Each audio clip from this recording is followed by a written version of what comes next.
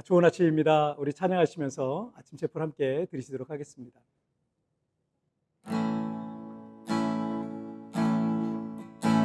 사랑하는 내 딸아, 너의 자금도 내게 귀하다. 너와 함께 걸어가니 모든 시간이 힘이라. 사랑하는 아들아, 내 연약함도 내게 금이라. 너로 인해 잃어버린 나의 양들이 돌아오리라.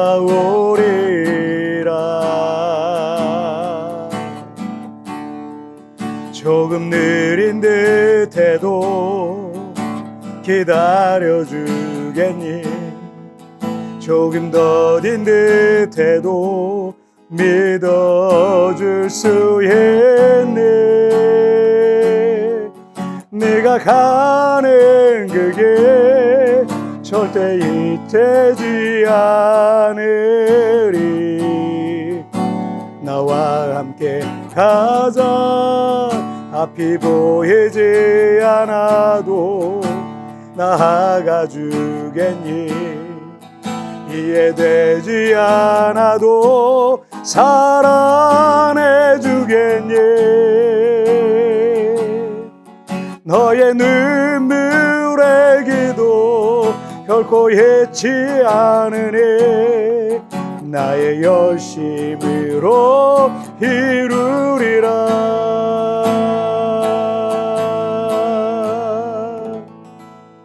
아멘.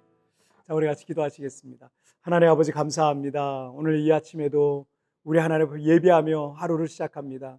주의 은혜와 성령을 우리 가운데 충만하게 부어주셔서 하나님의 말씀에 내 마음을 비춰보고 믿음으로 오늘 한 걸음 한 걸음 나아가는 귀한 시간 되게 하여 주옵소서.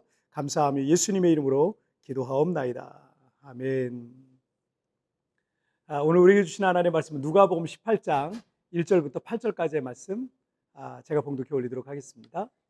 예수께서 그들에게 항상 기도하고 낙심하지 말아야 할 것을 비유로 말씀하여 이르시되 어떤 도시에 하나님을 두려워하지 않고 사람을 무시하는 한 재판장이 있는데 그 도시에 한 과부가 있어 자주 그에게 가서 내 원수에 대한 나의 원한을 풀어주소서 하되 그가 얼마 동안 듣지 아니하다가 후에 속으로 생각하되 내가 하나님을 두려워하지 않고 사람을 무시하나 이 과부가 나를 번거롭게 하니 내가 그 원한을 풀어주리라.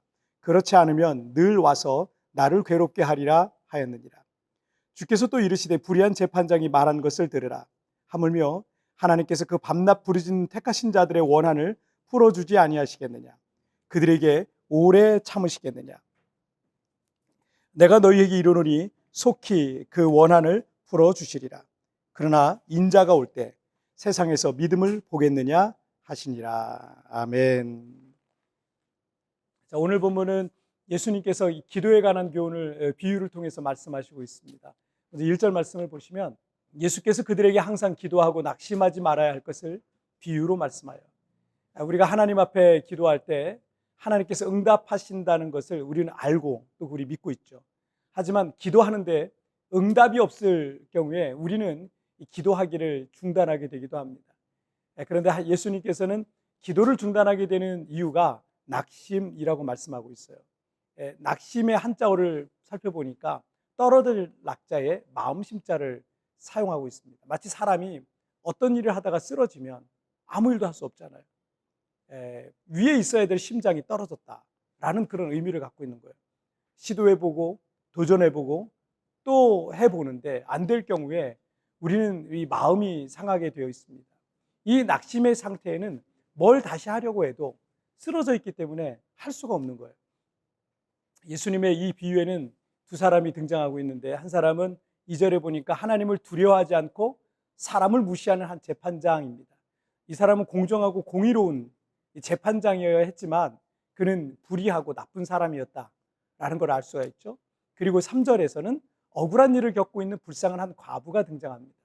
이 가난하고 힘이 없는 이 과부는 억울한 일을 당하고 있음에도 누구 하나 도움을 주는 사람이 없는 불쌍한 여인이었습니다. 그래서 이 과부는 자주 그 불의한 재판장에 가서 자신의 원한을 풀어달라라고 이제 요청했던 것입니다. 4절과 5절을 한번 보실까요?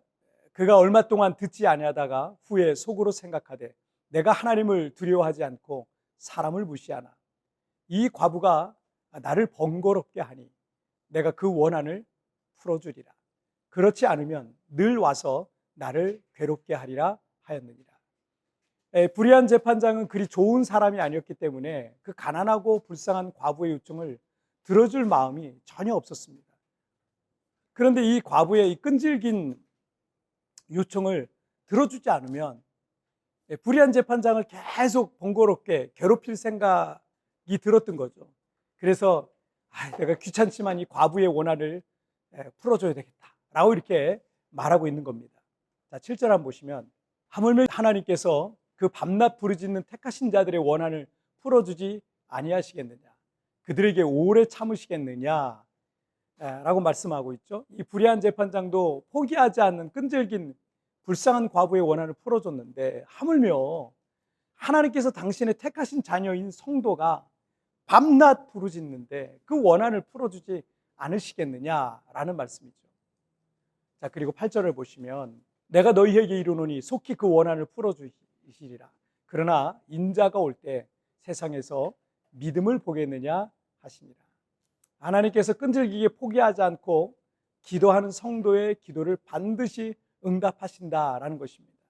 그것은 틀림이 없는 사실입니다. 그러나 주님의 걱정은 인자가 올 때 세상에서 믿음을 보겠느냐라는 말로 이 비유를 마무리하고 있는 것을 볼 수 있습니다. 그러니까 기도하다가 포기하는 것은 완전히 믿지 못하기 때문에 포기하게 되는 거예요. 100% 절대적으로 신뢰한다면 절대 포기하지 않죠. 주실 거를 확신하면 절대 포기하지 않는 거죠. 이 불의한 재판장도 끈질기게 요청하는 이 과부의 원한을 풀어줬는데 하물며 하나님의 자녀들의 그 기도를 하나님께서 외면하시겠느냐라는 것입니다. 그래서 기도는 응답될 수밖에 없다라는 것입니다.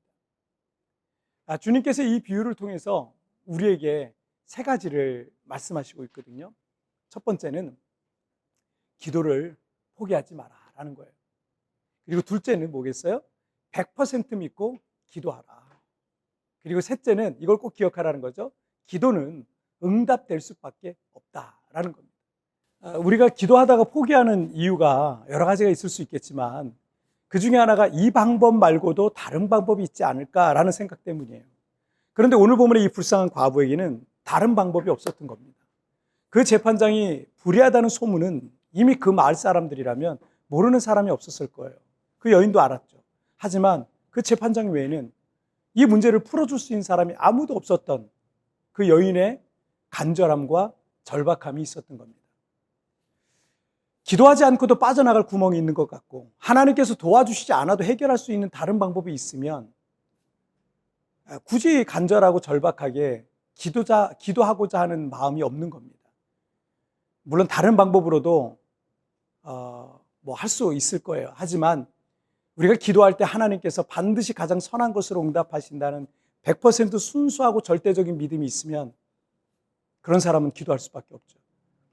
그런 성도들의 기도를 하나님께서 왜 응답하지 않으시겠습니까?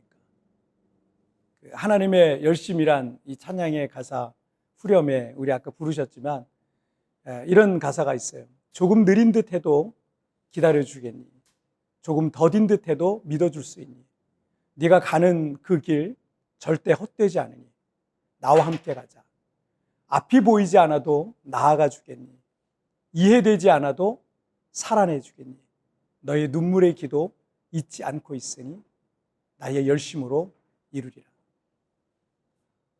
여러분의 기도가 결코 헛되지 않을 겁니다. 조금 느린 듯하고 더딘 듯하지만 우리를 사랑하시는 그 하나님의 열심으로 반드시 이루어 주실 줄 믿습니다. 자, 우리 같이 기도하실까요? 살아계신 하나님 아버지 감사합니다. 오늘도 이렇게 또 하나님 안에서 말씀으로 하루를 시작하게 하시니 정말 감사합니다. 그 하나님의 말씀에 날마다 사로잡혀서 포기하고 싶고 너무나 더딘 것 같고 또 방법이 없는 것 같은 그런 상황에 우리가 처했다 할지라도 기도가 반드시 응답된다는 이 사실을 기억하고 날마다 믿음으로 오늘도 기도하며 하루를 승리하게 하여 주옵소서. 그래서 정말 포기하지 않는 기도자들마다 반드시 응답되고 그것을 간증하는 나의 삶이 되게 하여 주옵소서. 감사하며 예수님의 이름으로 기도하옵나이다. 아멘. 네, 여러분 뒤편에 나오는 오늘의 묵상 보시면서 개인적으로 묵상하시고요. 짧게라도 뜨겁게 기도하시면서 오늘 하루 주님과 동행하시길 바랍니다. 우리 내일 굿모닝 체플에서 뵙겠습니다. 여러분 승리하세요. 우리가 기도할 때 하나님께서 반드시 가장 선한 것을 응답하신다는 100% 순수하고 절대적인 믿음이 있으면 기도할 수밖에 없는 것입니다. 그런 성도들의 기도를 왜 응답하지 않으시겠습니까? 기도하다가 더 이상 기도하기를 멈춘 기도 제목이 있습니까?